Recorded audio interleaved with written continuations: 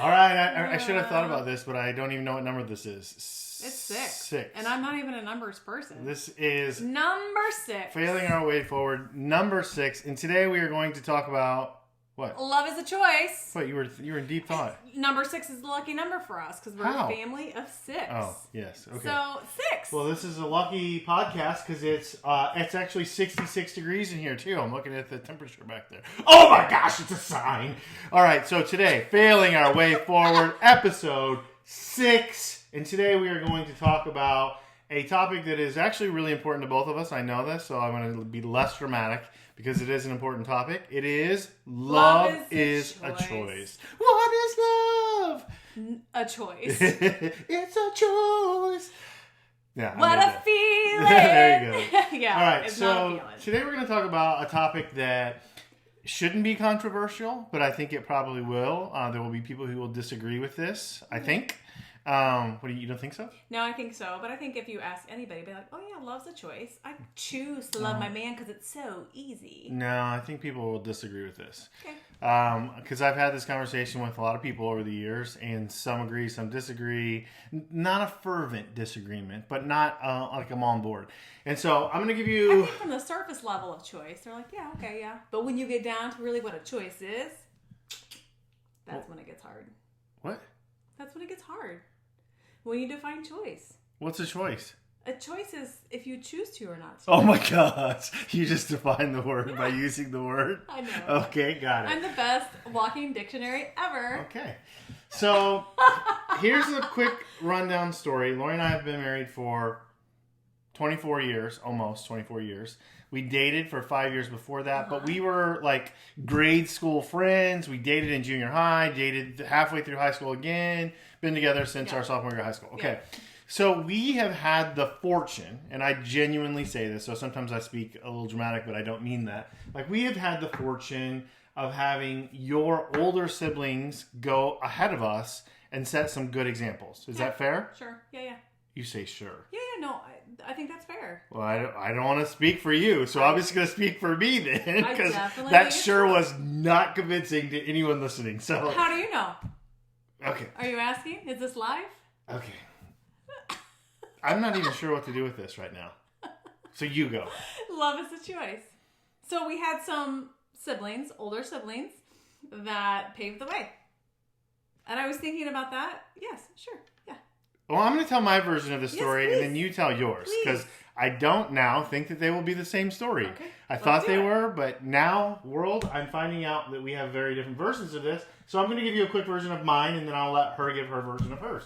I grew up in a heathen family. We didn't have any definition of love other than what's right in front of us. And if we scratched the lottery ticket off and it was a winner, then we were loving the day.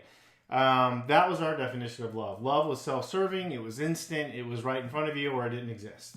And so what I was introduced to when I met Lori's family, which was a very Southern Baptist family, was a concept from Bob, who took me aside one day, and he gave me the Love is a Choice lecture. And it's a lecture that you do know this, you just may have forgotten that, but he gave me the Love is a Choice lecture, and it's something that has stuck with me for years. And we were still dating, like back in high school, we were dating.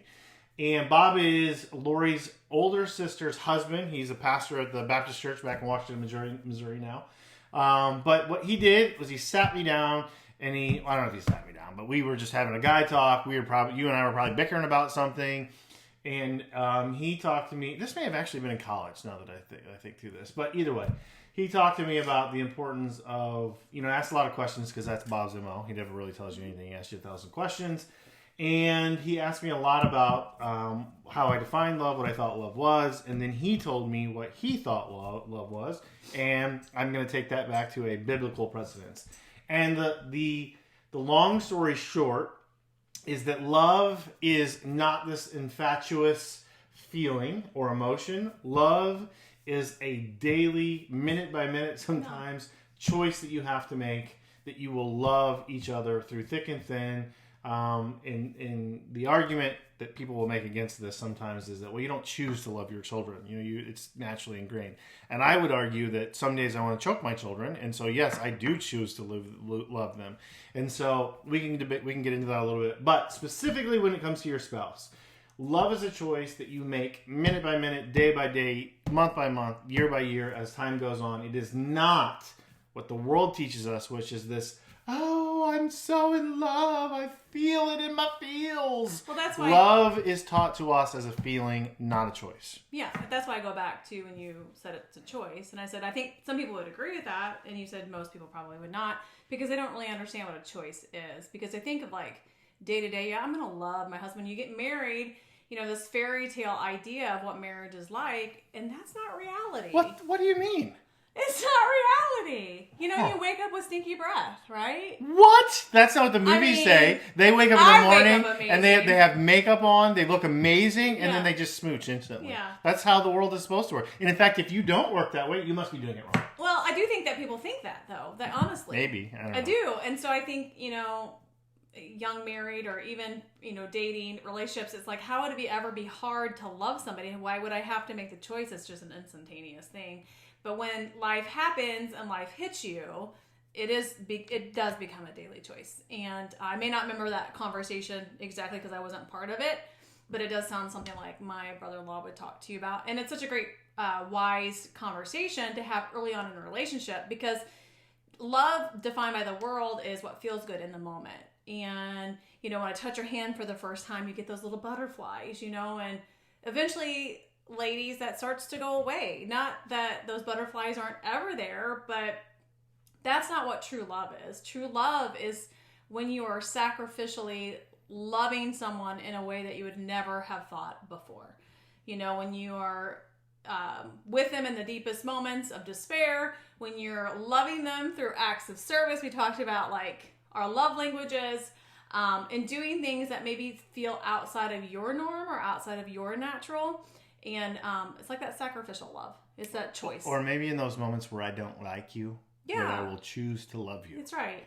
And I think there's moments that, you know, our feelings, we are so high and lows. And maybe you're not, you know, maybe you're listening to this and you're like, oh, I don't have those high highs and low lows. I mean, maybe not everybody has those, but you definitely have those high moments and lower moments where you can allow your emotions to really kind of dictate your choices in life. And when you allow that to happen, you start to fall out of love. I think people talk about falling out of love.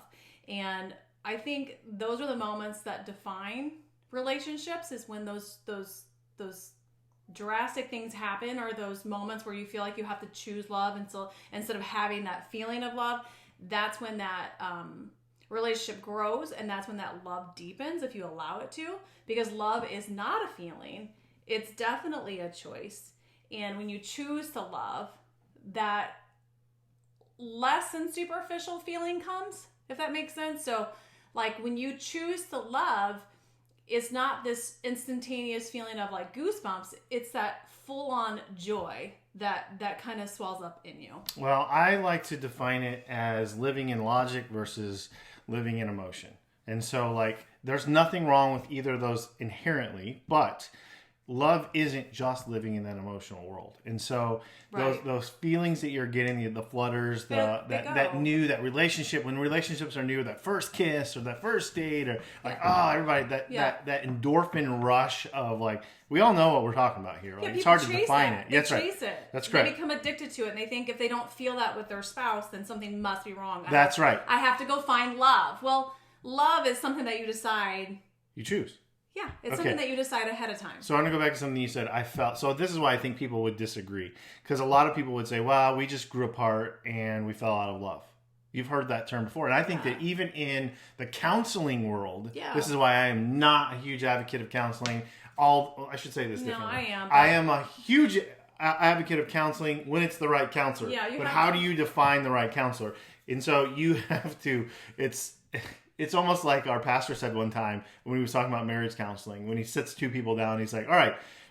The first things first, he lays the Bible down. He says, do you want to do what you want to do? Or what this says? Or what this says. And so if we want to do what this says, then we can proceed. But if we're not, then there's no fix. I can't help you. So I'm wasting my time. That's right. So I think I think counseling can be beneficial, but you have to be very, very careful who you're letting speak into your life. That's why. And I think sometimes with counseling, if you're walking away from counseling feeling awesome and great, I don't know, maybe this is a very negative way of thinking, But you might want to check that counselor. So just affirming how you feel, you Yes! mean? Yeah. Yeah. So again, your feelings are false, and your sometimes. feelings, right? I mean, they definitely, you need to look at the root of why you're feeling that way, but your feelings can lie to you. That's and right. so if you are constantly looking for that next rush or that next adrenaline rush of love, that's how people fall in and out of love, and they do it in and out, in and out, in and out so many times. And before you know it, they're in multiple relationships or potentially multiple marriages with multiple different, families, and it just makes life a lot messier. So I think the best way to say, or at least I've arrived to say it, is feelings are self-serving.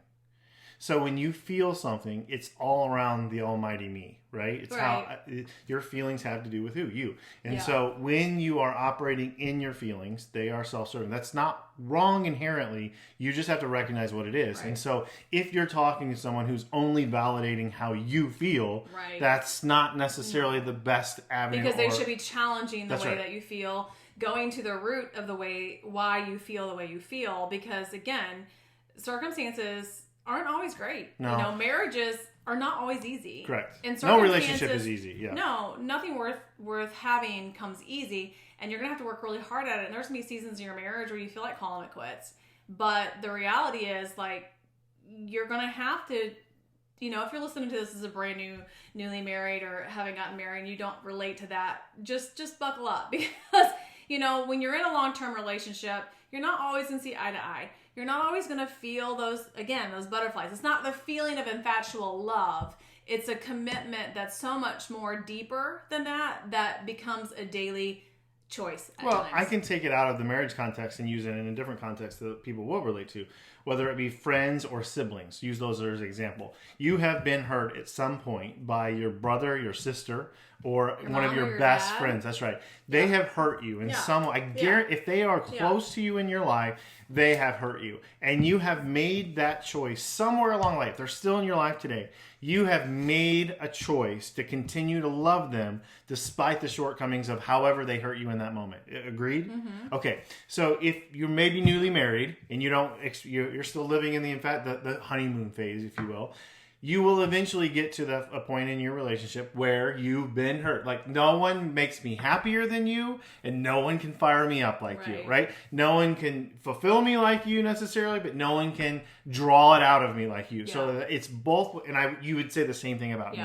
And so you have to be careful, because you have to choose, right, which way we're going to go with this. So if you've had a friend for any number of years, they have let you down, they've said something hurtful, they didn't show up on time, they said they chose someone else over you, who knows, right? Yeah. And they made you feel a certain way. Now those feelings aren't necessarily valid, but they're not necessarily invalid, right? We talked about because circumstances, if you've got a friend that's always late, let's reevaluate that. Let's set some boundaries. Love doesn't necessarily mean that you're trampled on. Right. But if they're still in your life, somewhere you've chosen to forgive, you've chosen to continue to love them. That's right. And so even if you haven't experienced it necessarily in marriage, is where I was going with this, as a newly married person, you have chosen to love people in your life. Siblings, mom and dad, friends. And so this isn't going to be new charted water. The difference is, what you might not understand is that and this goes back to, look, this is contrary to what the world teaches. And I'm going to go back to what you were saying with counseling. Because if you're in a counseling session and all that person is doing is validating your feelings, I feel like we live in the most self-serving world we could possibly learn. Like, every single thing that we do, that we're taught, that we consume is really teaching us that it's all about the almighty me, right? And I've said all along, like, if you want to have a successful marriage, outserve one another. Right. That is the number one key. Outserve one another. You show me a marriage where two people are outserving each other, and you will find a happy, successful marriage. I promise you that. And part of that is choosing to love, is choosing to forgive, you make a lot of choices along the way, right? Yeah. And so what people get lost in the concept, generally speaking, not everyone, not all the time, is that you've hurt my feelings. I'm living in my feels, right? I'm living in the feels. And we have to move off of the feels into the logic. And the logic says, you truly are the best thing that's ever happened in my life. You are my best friend. Yeah, you made me mad today. Yeah, you hurt my feelings today. But I chose you. You chose me. We chose this. And I'm going to continue to choose this love. Well, I think it's a level of commitment, too. And I think, this can make me sound like my parents, but People don't hold true to commitments like they used to. When you committed to go out with a friend and be at a certain time, it's nothing for you to show up 15 minutes late. If you've committed to continue to work at a job, all of a sudden you're not happy with that job or it's not fulfilling you, you find a way out of that job and into another one. Again, looking for those little choices that you make in life. The microwave me moments where we're getting filled up. Yes, and I think we have to look at the long-term picture of love as a sacrificial type of love. It's a choice in a long-term committed relationship. Well, I think if we just, and I try to relate all the things that we talk about in a very general sense back to a biblical basis. If you took the New Testament and you tried to summarize it into a few words, one of those words would be servitude. You agree with that, right? Mm-hmm. So the Bible is very clear about sacrifice of self. Well, look at the greatest example. Correct. Yeah. And so it goes back to the Bible. The New Testament specifically is very contrary to what the world is teaching us today. Right. So what we're being taught is the almighty me. Yeah. The Bible never teaches the almighty me. It teaches me second, third. It's down the line. It's selflessness, not selfishness. That's right. Ooh, so just say that again. Yeah, it's not selflessness. I'm sorry. Well, you said it backwards. Yeah, I said it backwards. Nailed it the first time. It's not selfishness, it's selflessness. Okay, well, so it's about being selfless in all that you do. And I think it's a natural thing for everybody. It's innate at birth. That's right. It's not a judgment on anyone. No. Like all of our feelings and emotions, our fight and flight hormones are designed for self-preservation. Yeah. That's a natural thing. If you're driving away from that counseling session, if you're driving away from that fight feeling really good, then there's probably something off. Yeah, that's right. Because counseling is about digging and scraping up those wounds and getting them to heal. Getting all the crud out to heal it, and it's just it leaves a scar. So you'll always have a scar, but every day becomes a choice of the pros and cons. Are the scars worth it to continue to keep moving forward? I think it goes back to, in a large part, what you were talking about with the commitment.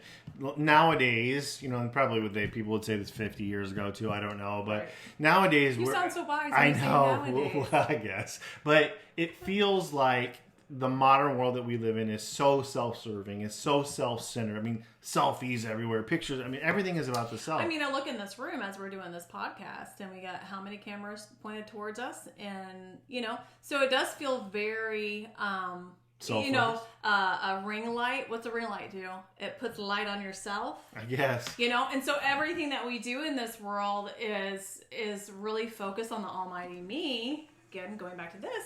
But we can definitely utilize that and use it for good. Yeah. So where I was going with that is in a world where we're constantly inundated with that, it can feel natural. And because, again, some of those innate responses are for self-preservation. Like, that is how you're wired up. That is how you're made, to think of yourself first, to do things to protect yourself. When you're on an airplane. And in fairness, put the mask on yourself first. And you got to do that to survive, to be able to help. So, and I want to be very clear about this. Like, I'm not banging on counseling, and I'm not trying to say that we are counselors. We're not. We're just two people that have been married and figured some stuff out, done a lot of things wrong. That's right. And we're continuing to feel our way forward. But what I do want to pound with absolute certainty is that love is not an infatuous feeling. Right. That is emotion. That is lust. Those are all it's the fleeting biggest marketing scam ever. Yes, they are the fleeting feelings. Yes. And true love that lasts the test, that stands the test of time, that lasts throughout, is a choice that you make despite. Yeah. And fill in the blank after despite.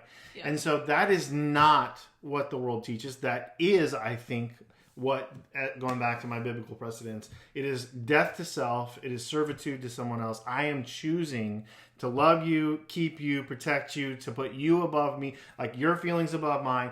I'm choosing to lay down my hurt, whatever you would like to fill in the blanks with there. I'm choosing those things. Right. And that's the truth of a relationship. I'm going to go back to the very beginning, how I opened this, because I want to come back to you, that was not what I had been taught. That is not what I knew. I knew love to be these short bursts of happiness. Yeah. And it never lasts. You just moved on to the next. That's right. Right. Always looking for something else to Yeah. get that fix, Yeah. if you will. Yeah. That was kind of the love. And I'm sounding very harsh. I know that to my upbringing. But it's not entirely untrue, right? And so for Bob to have that conversation with me was a revelation because I had never been taught that. I did not have that worldview. Yeah. You grew up with it a little bit differently. So maybe it was never not that way for you. That never not. I use a double negative, but that's a question, not a statement. No, I mean, where did you arrive? Here's the better question. How did you arrive at that love is a choice and not a feeling? How did you arrive there? I think I grew up foundationally with that. So I grew up in a very conservative Christian home, and that was just that's just the way it was. It really was. I hate to say that, but it was just something that was taught at a very young age. Is like, when you love somebody, you go the extra mile. You do the things. You serve them. You stick it out. Make them a dinner. You bring them a dinner. You pick them up. You do what you need to do. You forgive them. To love on that person. No. You build them up. That doesn't mean my family was perfect. I mean, my parents got divorced at 34 years of marriage. So, they ultimately chose not to continue their marriage and did not choose love. But so there's brokenness in that too. It's tricky. It is tricky because, again, going back to love becomes a choice, and we have to take personal responsibility of, do I wake up today and choose to love my spouse? Do I wake up today and choose to love myself? And in 5 years, where does that get me? If I love myself for 5 years really, really hard, really, really good, where does that get me in 5 years? I mean, take a look, just a snapshot today, and then look at 2028 and think, in 5 years, if I did a really good job loving myself, where would my husband be? Where would my kids be? Where would my friends be? And I'm not trying to say this in a way of saying like not to take care of you. I think that's a really important thing. Taking care of yourself is important. But if you focus on self, then the rest of the world around you kind of falls apart. And we were made... And so is the inverse. The inverse is also true. Again, so there's a balance. Argue both sides of this. I know you can. You got to take care of yourself, and you got to make sure that your health is good, and your mental status is good, and your emotions are in check. But if all you're doing every day, what a shallow life to wake up and just fulfill your own needs. Yeah. We were made to serve. We were put here on earth to help each other. And spread the love of God. But to help one another, we need a helpmate, and so you have to make that choice each and every day. So you can take a screenshot of your life right now, and then in 2028 and say, what would my life look like in 5 years if I just focus on me for the next 5 years? Or what would life look like if I just literally selflessly loved everybody around me, and try to think about the joy that would bring other people. I don't know about you, but like the best thing for me, I'm a gift giver. I love being able to give gifts where people get excited. And maybe that's a selfish thing, I don't know. But I love to be able to give and to see that excitement on their face. So for me, it's like being able to give things to people goes back to, again, a little small example of, I don't want to call myself selfless, but, loving on other people and giving to them. And so, I don't know, if you look at yourself in 5 years and think, if you just gave it your all, if you gave everything that you had to your marriage, if you gave everything that you had to your kids, to your relationships in life, what would your life look like in 5 years? Do you know how I had to choose to love you just right then? Do you want to know how? Do you remember using the word tricky? Tricky. It's tricky to rock on my, Did I set you up for that? You said yes, and I was holding back so hard, not busting out some. It's tricky to rock a mic Okay. right on time. Yeah. It's tricky. What? It's tricky. Yeah. All right. Sure. Sorry, that was a little humor in there. For sure. All right. So I want to go back to something that you said because I want to clean it up. Your parents did get divorced after a long time. There was a lot going on in that for a whole lifetime. Yep. But what I want not to be missed in that is that your mom and dad had 3 daughters. Yep. all 3 daughters are in happy, sustained, successful, long-term marriages with lots of kids that are all doing really well, right?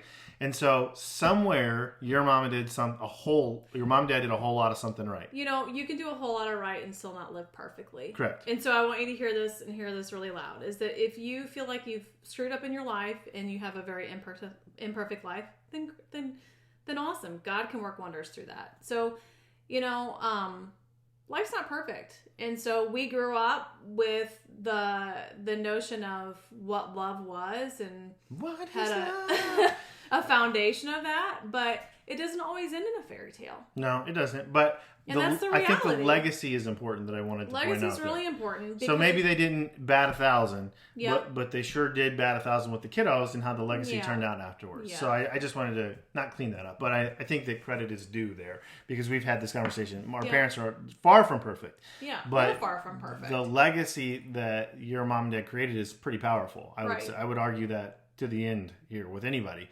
because all those families are doing really well. Yeah. So anyway, okay, so to summarize, because we wanted to do 15 minutes and we're already at 25, right? We wanted to, love is not what the world teaches you. It is not what the world wants you to believe, that it is all about you, number one, that it is this insatiable thing where you've just got to consume more video games and more movies and more food and more. Overconsumption just makes you feel terrible. So going back to when you're in and out of relationships looking for the next fix, at the end of the day, it's going to make you feel miserable. Just like you binged on that one little brownie that you should have had and you had the entire pan, it's going to make you feel miserable. And so again, going back to, you know, if you commit and you choose every day to love, I know there's a lot of beauty in that. And the hard parts are what matter, meaning those days when you have to choose to forgive, choose that stinky breath in the morning to kiss, as your example earlier, but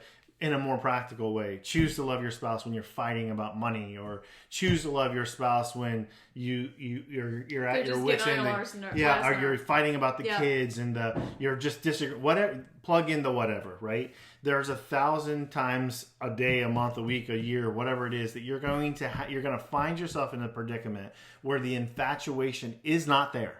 Right. The warm fuzzies, the butterflies, they are not there. And so don't set yourself up for failure. And you must choose. You have to choose it to love your spouse, and that's how you end up with a lasting relationship. So this "I fell out of love" stuff isn't true. It's not. It's just you're in and out of your feelings. It is not true, and that's why I said there are going to be people that disagree, and you're welcome to disagree with us in the comments. I don't think you're going to change my mind, but I would love to hear a counter perspective. He always loves a healthy debate, and I always do too. And so if you feel differently, comment below. Just be respectful of everybody's opinions. I think that's important too. Everybody comes from a different place, a different background, kind of like what Quentin just explained. We're all feeling our way forward and trying to figure life out, but stay course. Stay the course. Yeah, stay course. And don't stay smooth, stay course. That's right. And make sure you feel your way forward choosing that love. Love is a choice. Episode 6. Thanks for joining us. If you like this podcast, please smash that subscribe button, press like below. We appreciate your support, but more importantly than that, if you know someone who could benefit from this podcast, share it with them. Yeah. Tag them in it. Send it to them. Because I don't think Did you just say send it? Send it. I'm just going to send it. I just don't believe that this is information that is commonly shared with people. Like, again, I'm coming back from my heathen background, right? Had Bob not sat me down and had that conversation with me 30 years ago, I don't know where I'd be. So start having conversations like that with your kids now, you know, and letting them know that marriages aren't perfect. Long-term committed relationships aren't perfect, and that's okay. But you choose to love each other. You choose to love. Hey, babe, high five. Choosing to love you. That's right. All right. Episode 6 is done. We out.